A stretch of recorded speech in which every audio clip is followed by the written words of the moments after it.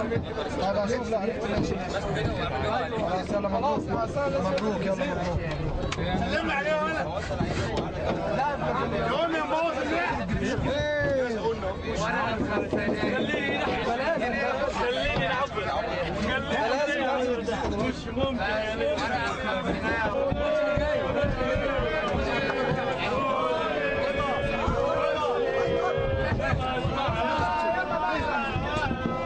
ده تصوير بقى.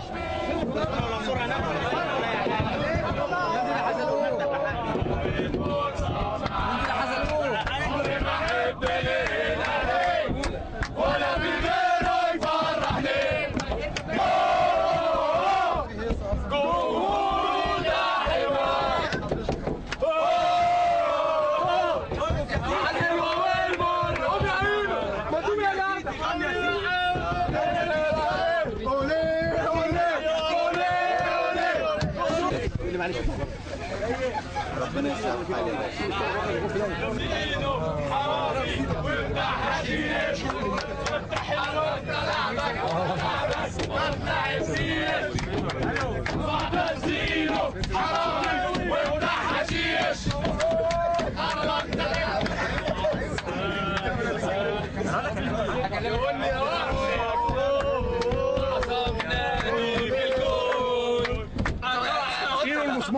دول قتلة والله. دول مش شايفين. ده انا كل ما كان يوم تحت. الكاميرا يا عم، الكاميرا فين؟ فوق دايما معاك.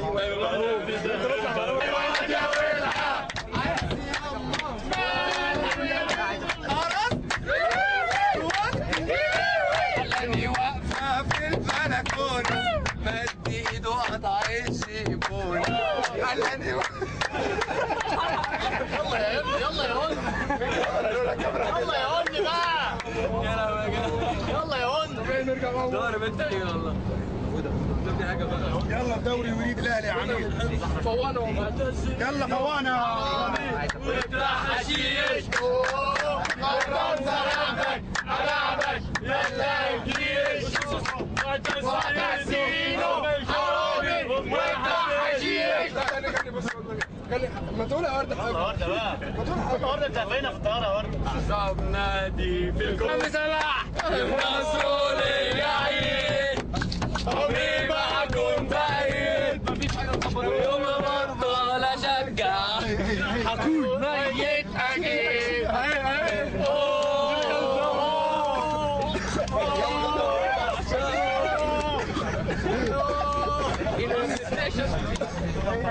مسمار ده مسمار. مسمار ده لازم يبدا. الكاميرا دي خلاص. يا جد يا جدعان. ده اللي وصل كتير النادي الاهلي ورجاله النادي الاهلي لعيبه النادي الاهلي حلو فعلا وفرحه جميله.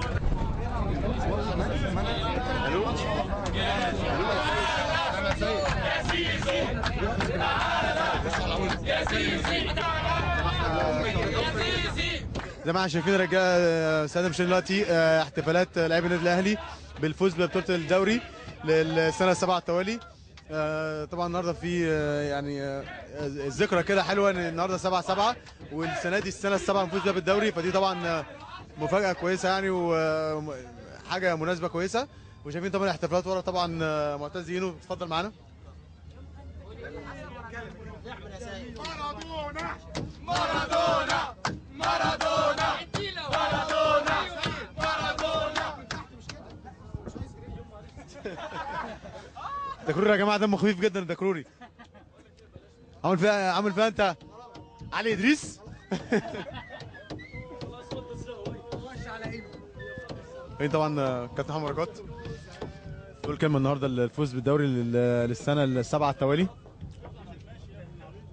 ايوه عايز ايه يعني؟ اقول لك بالانجليزي؟ لا انت عايز ايه؟ كلمه بسرعه. انا اللي ماسك الانتخابات بتاعتك، فلازم الحمله الانتخابيه انا اللي ماسكها. ايوه فكرتني. ايوه اللي ماسك. لا بقول مبروك لجمهور النادي الاهلي، وبقول مبروك لمجلس الاداره، ومبروك للجهاز الفني، وبنشكر كل الناس اللي تعبت معانا، وبشكرك على الجون اللي انت جبته لنا في ماتش سموحه، على الرغم ان يعني عايز اقول حاجه، لا عايز اقول حاجه، بص على حاجه، عايز اقول حاجه. جده جاب جون في ماتش الاسماعيلي، حد اتكلم عليه؟ جاب جون في الزمالك، حد اتكلم عليه؟ انما الناس قالوا لي في الشارع ايه؟ قال لك يا احمد يا سيد ده جون ايه؟ جون الدوري صح؟ بس انت هرينا طول الدوري جوان. ما انا بجيب فينا ولينا، ما لازم تبقى مميز عن كل الناس. تقول يا كابتن النهارده، كابتن جدو النهارده على الفوز، اول دوري ليك مع النادي الاهلي، ثاني دوري مع النادي الاهلي. اول دوري انا بحبك، بس هقول لك بيني وبينك احبك قد ايه. ايوه انا عارف. لا طبعا انا بشكر جمهور النادي الاهلي اللي هو السنه دي انا شايف ان هو العام رقم واحد اللي خلانا نكسب الدوري النهارده، جمهور النادي الاهلي. وبشكر طبعا الكابتن بركات. 8 برضه، ما انا بص انا عامل ازاي في 8 هنا عشان في انتخابات، وانا عايز اقول يا جماعه ان احمد السيد ومحمد ناجي جدا هم اللي ماسكين الحمله الانتخابيه بتاع بركات، وهنبداها على كوبري اكتوبر كله، هنحط اعلاناتنا على كوبري اكتوبر. بركات ان شاء الله لازم ياخدها. عاملين ندوه ان شاء الله يوم الجمعه ولازم نشارك فيها كل الناس. بركات لازم يبقى كابتن فرقه الصراحه، هو اكتر واحد يليق يبقى كابتن فرقه الصراحه. لا بص يعني شخصيه موجوده، امور جدا ماشي. اشك لعيب في النادي الاهلي دلوقتي، ده معروفه طبعا. اشك لعيب في النادي الاهلي دلوقتي ماركات، كله ماركات. شعر طب كله ماركات. الصراحه كله الناس كانت بتاخد الجل منه، مره راح جاب لنا كلنا قال لك قلب الجل لكل لعيب صراحه، عشان انتوا لعيبه معفنه بصراحه. صراحه هو برنس الصراحه، الوحيد اللي برنس في النادي محمد بركات. ومين خلص الجل وقال لي يا نجم الجل خلص؟ مين زي معوض. واحد من اللعيبه حطيت له الجل في دولابه، وبعد 3 ايام اما خلص جاي يقول لي خلص، على اساس اشتري له واحد تاني. عايز اخد تاني. لا كنت بص يعني صراحه النموذج للنزاهه في مصر محمد بركات صراحه. وانا بحبك بيني وبينك بقى. وانا بحبك زيها بالظبط.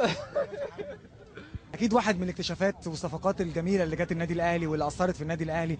دومينيك congratulations and this is the first cup you get, the first league I mean. This is my in the Simons. This is my first league. It's good for my Palmares, you know, because when I come here, this team only I win the Dowry. You would take the league because Ahli is one very good team, you know. In the Sfax I take the CAF, UNAF and Cup of President. I didn't take the league. This is my first league on my life. What can you say? What do you say to the supporters, the audience? You know, everyone wanna Dominic to get into the pitch and score a goal. What can you say to them? Yeah, today the team win 5. I no score. No problem. I'm happy if the team take the Dowry. This is my opinion for this. I'm very happy for this. Not if I know I score only 3 goals. 3 goals very important because he give 9 points in the team. Inshallah, I didn't stop here because now you have the League des Champions match of the Champions League is coming. Inshallah, I concentrate in this match.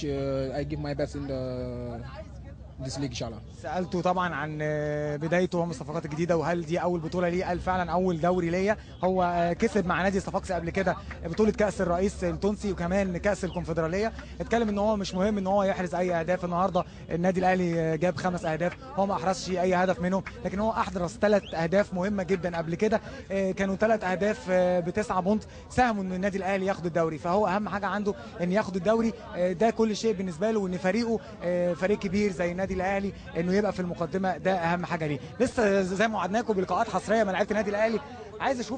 عايز رامي ربيعه الناشئ ده، يعني في لقطه النهارده مش عارف الكاميرا جابتها ولا لا، ومستر جوزيه يعني بياخدك كده بالحضن وبيكلمك بابوه، بتديك ثقه دي وحب اللعيبه ليك حاجه كبيره. طبعا مستر جوزيه ليه الفضل كبير عليها، وقبليه كابتن زيزو اللي هو اللي صعدني الدرجه الاولى وكده، دي بدايته كابتن زيزو طبعا. والحمد لله كابتن مستر مانويل جوزيه كان مديني ثقه النهارده وكل ماتش، وان شاء الله هحاول اعمل حاجه في افريقيا باذن الله لو اتأيد ان شاء الله باذن الله. بيفرق كتير ان اول سنه ليك تاخد دوري، دي حاجه كبيره، دي بتبقى حافز للناشئ اللي طالع ان اول سنه ياخد الدوري. النادي الاهلي مش جديد عليه بطوله الدوري، دي طبيعي يعني امر طبيعي ان الناشئ كمان لما يطلع ياخد بطوله، دي حاجه كبيره جدا، يبقى عنده حافز البطولات، دي تبقى كويسه جدا لينا بعد كده ان شاء الله. امير سعيود واحد من نجوم النادي الاهلي، يعني كسبنا الدوري، كسبنا لعيبه كبيره وانت واحد منهم، لكن انت كسبت شعبيه كبيره قوي. تعليقك؟ الحمد لله، مبروك لكل اهلاويه الدوري هذا، ومبروك لعمي صلاح التخين. عمي صلاح مبروك عليه الدوري، وان شاء الله دائما ان شاء الله البطولات اللي جايه قدامنا كاس افريقيا ان شاء الله نزيدهم فرحوا كل الاهلاويه ان شاء الله يستاهلوا كل خير. يعني المشاركات كانت قليله شويه السنه دي، لكن الناس كتيره قوي بتتكلم ان امير سعيد فعلا بجد مكسب، وكل الناس بقت تطالب، يعني كل الناس بتنادي امير سعيد. المسؤوليه دي بتمثل لك ايه؟ والله الحمد لله طبعا يعني جمهور الاهلي طالب بك دي حاجه كويسه يعني، بس ان شاء الله انا مش مستعجل. الفرصه يعني الكامله حتجيلي ونفرحوا كل الاهلاويه ان شاء الله. ومش عارف اقول لك ايه، انا فرحان دلوقتي. بس البطوله كانت صعيبه بالذات؟ لا مش صعيبه بالذات ولا حاجه، بس عشان احنا يمكن كان في صعوبات في نص الدوري، بس الحمد لله يعني رجعت الامور زي ما كانت، وان شاء الله مزيد من البطولات ان شاء الله. قول لي العلاقه مع مانويل جوزيه شكلها عامل ازاي، وخاصه الناس بتحاول على طول تتكلم على سعيد وجوزيه وجوزيه وسعيد. لا ما فيش ولا شيء، انا صراحه ما التفتش الكلام اللي حوالينا يعني. انا الثقه اللي عاملها فيه زي ما هو الثقه اللي عملها فيه انا كبيره. صراحه هو ساعدنا كثير كل اللعيبه، بس انا زي ما قلت لك ما فيش بيني وبينه غير محبه وقبل الكره يعني. وان شاء الله يعني لسه الدوري اللي جاي ولسه جاي افريقيا، وان شاء الله ناخذ فرصه كامله ان شاء الله. السنه الجايه شكل تاني معاك ان شاء الله ان شاء الله ان شاء الله.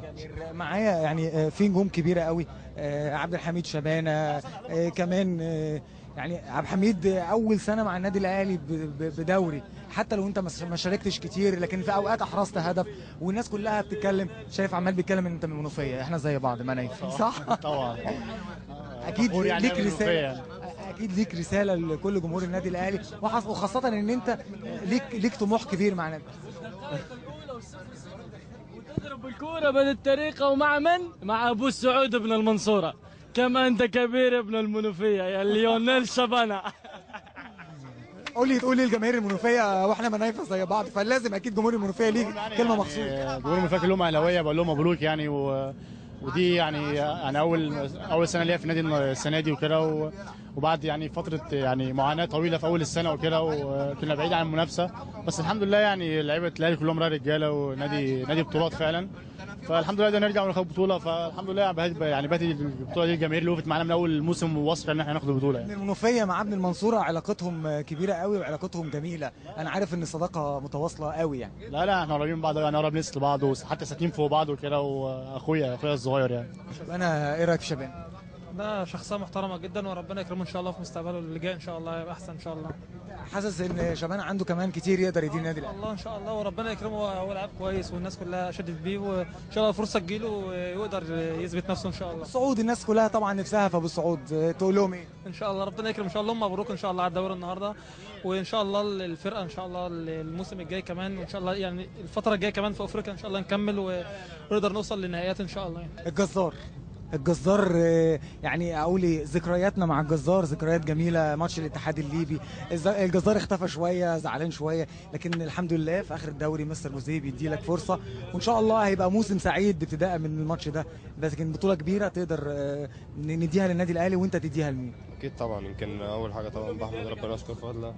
هو سعيد قال لي يمكن قبل الماتش، قال لي ان انت هتلعب، طبعا الحمد لله، طبعا بشكر زمايلي طبعا على البطوله دي طبعا، وبشكر الجمهور طبعا اهم حاجه، لان الجمهور سعيد بيقول لك ابتسم، مش مبتسم ليه؟